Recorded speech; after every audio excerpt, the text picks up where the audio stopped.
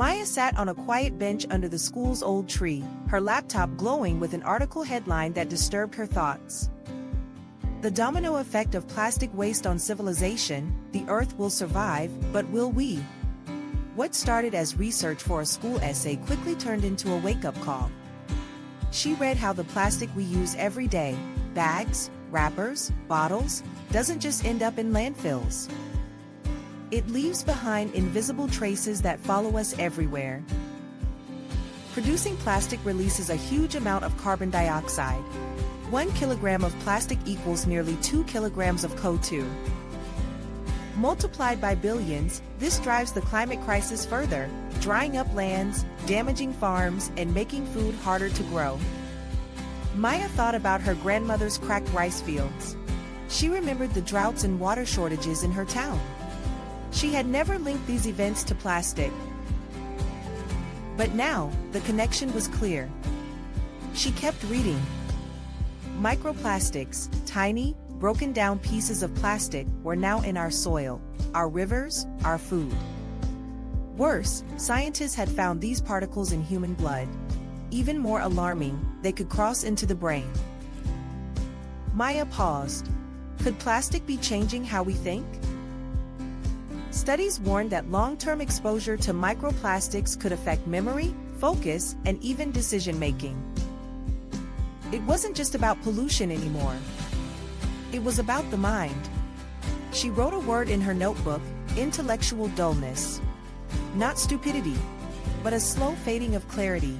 A fog creeping into how we process, reflect, and respond. Maya looked around her world with new eyes. In the school canteen, food came in plastic containers. Drinks were served in throwaway cups. No one thought twice. Fast, easy, convenient, that was the culture now. And slowly, it was shaping how people lived and how people thought. It wasn't just our soil being contaminated. Our thinking was being reshaped without us knowing. Maya couldn't stay silent. She dug deeper, looking for hope. And she found it. She read about paper-based food containers coated with natural corn wax.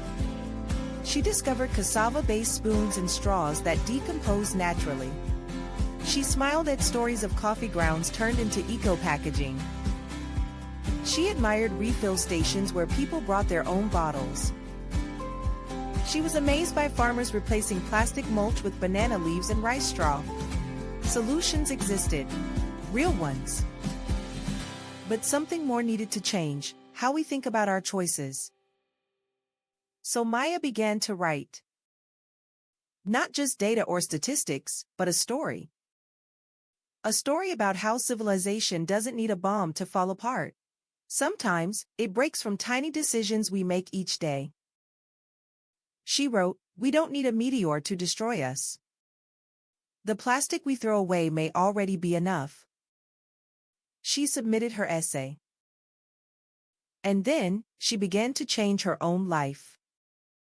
She refused plastic straws. She brought her own bottle. She talked to her classmates, gently but persistently. Not everyone listened. But some did. And that was enough.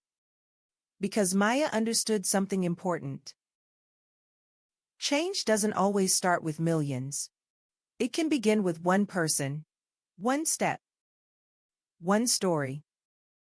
And in the quiet footsteps she left behind, something began to shift.